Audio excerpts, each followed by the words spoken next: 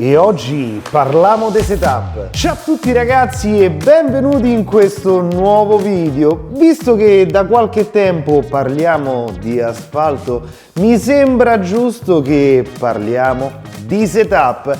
Tanti di voi mi hanno fatto diverse volte questa domanda: a cosa serve un setup? Quando parliamo di strada è fondamentale effettuare, controllare tanti parametri in maniera precisa. E cosa ci serve per controllare e andare a regolare questi parametri? Il setup. In che senso? Servono degli attrezzi specifici che ci permettono di andare a leggere e rilevare dei parametri fondamentali, tra cui convergenza, campanatura, down stop, altezze e tanto altro ancora. Qui davanti a me ho il mio nuovo modello con cui andrò a effettuare le prime competizioni della categoria FVD. Sì, ho montato la mia ST2.2, però vi ho fatto anche un altro regalo. Sto preparando per tutti quanti voi il video tutorial dedicato all'assemblaggio di questo modello, proprio come una volta. Ma oggi concentriamoci sul setup. Quindi mi basta acquistare un setup e ho fatto. Attenzione ragazzi, di base uno va a acquistare i banchini per effettuare il setup, ma non basta, perché avremo bisogno degli scalimetri, degli spessori per sollevare il telaio da terra e poi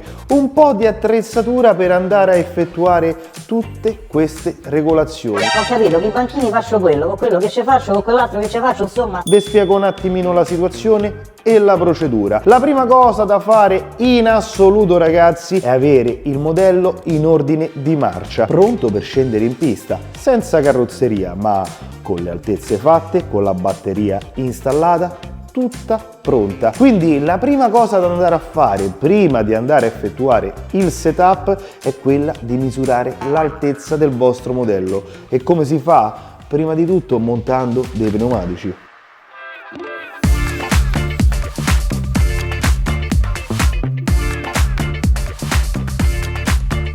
Una volta montati i pneumatici prendiamo lo scalimetro decimale per l'altezza e andiamo a effettuare questa regolazione.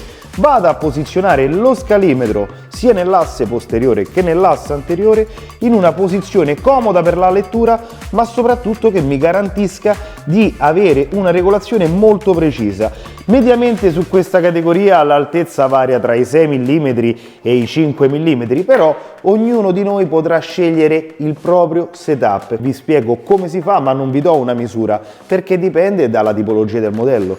Magari avete una 8 pista, che ne posso sapere io.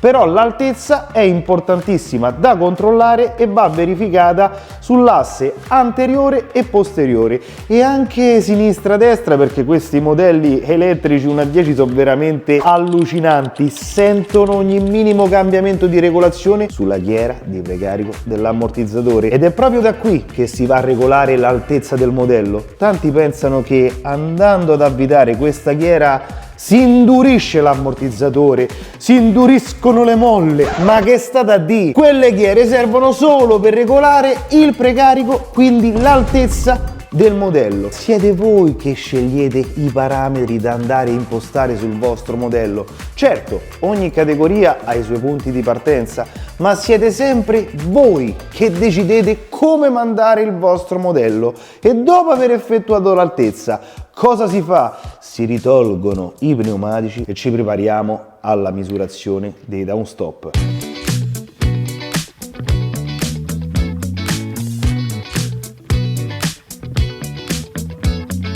Prima di andare a inserire gli spessori che vanno sotto al telaio, per quanto riguarda la misurazione dei downstop, vi consiglio sempre di andare a sganciare sia gli ammortizzatori che le barre stabilizzatrici, quindi prendiamo qualche utensile.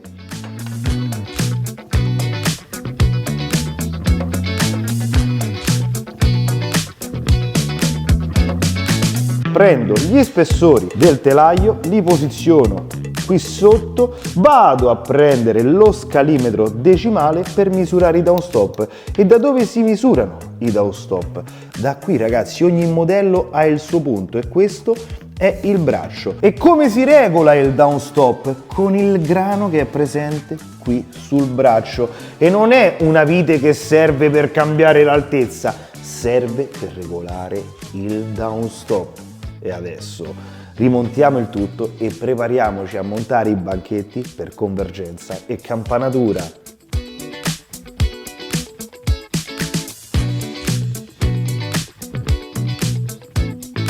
E la prima cosa da fare una volta montati i banchetti qual è? Accendere l'elettronica, perché il servocomando deve essere centrato. Adesso ragazzi io vi mostro solamente, vi ripeto, come fare le cose, perché qui ancora devo terminare l'assemblaggio. E da questi banchetti cosa andiamo a vedere?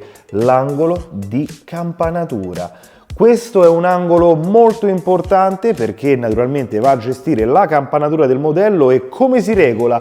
Andando ad agire sui tiranti superiori, tiranti della campanatura. Ogni modello però ha la sua metodologia, ci sono modelli che hanno dei crani, ci sono i modelli con i pivot. Guardate sempre il vostro modello e applicate questo principio, cioè se sopra io ho un pivot che mi regola la chiusura delle ruote, sarà quella la campanatura, giusto? E come la regolo? Con degli utensili specifici, o giraviti oppure delle classiche chiavette inglesi. Quindi all'anteriore andiamo a gestire la campanatura e poi, grazie all'ausilio della squadretta dedicata, andiamo a gestire anche la convergenza. Quindi andando a spostare la squadretta da un lato o dall'altro possiamo andare a vedere la corrispondenza per quanto riguarda la convergenza. E per questo motivo che è importante che il servocomando sia acceso, così è centrato e voi potrete andare a effettuare tutte le regolazioni. La convergenza si va a regolare con un altro tirante che è quello dedicato alla convergenza,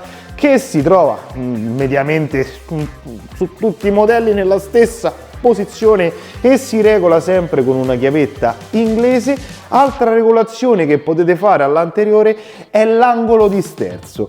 Che cosa vuol dire? Andiamo a sterzare al massimo e andiamo a verificare che angolo di sterzo abbiamo. In questo caso siamo a 26 gradi circa, un ottimo angolo di sterzo per la mia Wirk ST2.2. Ci sono modelli che hanno più angolo o meno angolo, dipende sempre dalla categoria. E dall'anteriore ci spostiamo al posteriore. Stessa identica cosa, cerco di ruotarvi il modello facendo meno danni possibile.